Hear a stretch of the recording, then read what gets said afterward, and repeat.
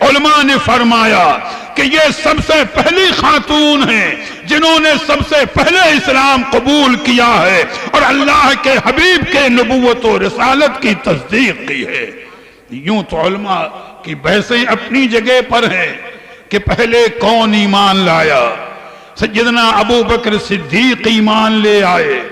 یا حضرت علی مرتضی ایمان لے آئے یا حضرت بلال حبشی ایمان لے آئے یا حضرت زید ابن حارثہ ایمان لے آئے۔ وہ بحث اپنی جگہ پر ہے، لیکن اس کی بڑی مطابقت سیدنا امام اعظم ابو حنیفہ رضی اللہ تعالی عنہ نے یا ہمارے ائمہ میں سے کسی نے بڑی پیاری بات فرمائی کہ یہ بات تو اپنی جگہ مسلم ہے کہ سب سے پہلے سیدہ خدیجہ کبریٰ ہی نے اسلام قبول کیا، سب سے پہلے وہی ایمان لے آئی ہیں، اور اس کے بعد فرماتے ہیں کہ کس کو پہلے اور بعد میں کہا جائے یہ ہماری زبان کی طاقت نہیں ہے، بس اچھا فیصلہ یہ ہے کہ اگر پوچھا جائے تو جواب یہ ہوگا کہ عورتوں میں سب سے پہلے سیدہ خدیجہ کبریٰ ایمان لے آئی، مردوں اور جوانوں میں سب سے پہلے حضرت ابو بکر صدیق ایمان لے آئے، بچوں میں سب سے پہلے علی مرتضی ایمان لائے، آزاد کیے ہوئے غلاموں میں سب سے پہلے زید ابن حارثہ ایمان لائے، اور غلاموں میں سب سے پہلے حضرت بلال ایمان لائے۔ میاں یہ ہے فیصلہ ہمارے علماء کا۔ یہ ایک مختصر پہلو ہے جو میں عرض کر رہا ہوں۔ جب اللہ کے پیارے حبیب مکان پر واپس تشریف لے آئے، سیدہ خدیجہ کبریٰ ایمان لا چکی ہیں، میاں ان کا بڑا مقام ہے، سیدہ خدیجہ کبریٰ کا بڑا مقام اور بڑا درجہ ہے۔ صرف یہاں پر ایک روایت میں عرض کرتا چلوں، درود پاک پڑھ لیں۔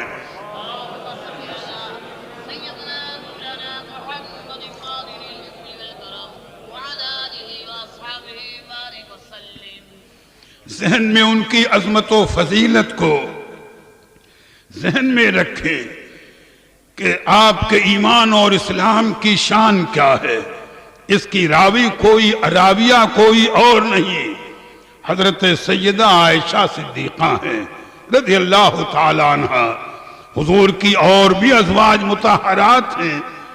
تفصیل میں موقع نہیں ہے کہ ان کی سیرت بیان کریں۔ سیدہ عائشہ صدیقہ فرماتی ہیں کہ اللہ کے پیارے حبیب کا معمول میں نے یہ دیکھا کہ جب میرے حجرے میں تشریف فرما ہوتے یا اپنے مکان میں سرکار حجرے میں جلوہ فرما ہوتے،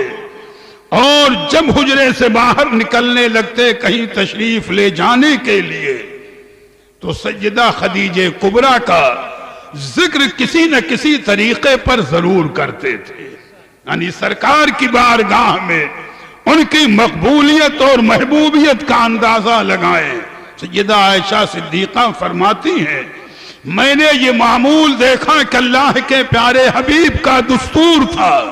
کہ جب کبھی بھی حجرے پاک سے باہر تشریف لے جاتے کہیں جانے کے لیے،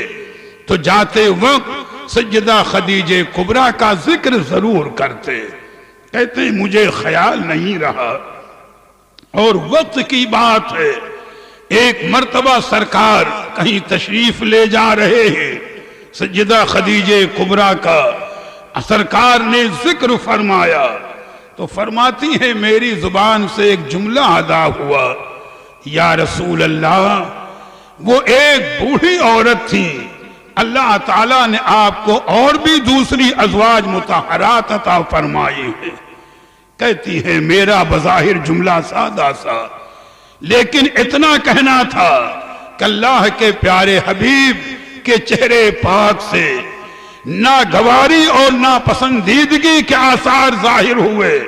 یوں کہہ لیجئے غضب کے آثار ظاہر ہوئے کہ میرا یہ جملہ پسند نہیں آیا سرکار کو، اور میرے جملے کو سننے کے بعد سرکار نے یہ ارشاد فرمایا، اے عائشہ صدیقہ، میری جملہ ازواج مطہرات اپنی جگہ پر ہیں، لیکن خدیجہ کبریٰ کے مقابل کوئی نہیں ہو سکتا۔ فرمایا جملہ ازواج مطہرات اپنی جگہ پر ہیں، لیکن خدیجہ کبریٰ کی شان اور ہے۔ ان کی شان یہ ہے کہ جب لوگوں نے میری نبوت کا انکار کیا انہوں نے میری تصدیق کی ہے، ایمان لے آئی ہے۔ جب میری قوم مجھے جھٹلا رہی تھی وہ مجھے میری سچائی کی تصدیق کر رہی تھی۔ جب میری قوم مجھ پر ظلم کر رہی تھی وہ اپنے مال و زر کے ذریعے میری دلجوئی اور میرے کام میں میری مدد کر رہی تھی۔ اور خدیجہ کبریٰ ہی میری وہ زوجہ محترمہ ہیں کہ انہوں سے میری اولاد ہے اور جس سے میری نسل کا معاملہ ہے۔ لہذا ازواج مطہرات اپنی جگہ پر ہیں، خدیجہ کبریٰ کی عظمت کو کوئی پا نہیں سکتا۔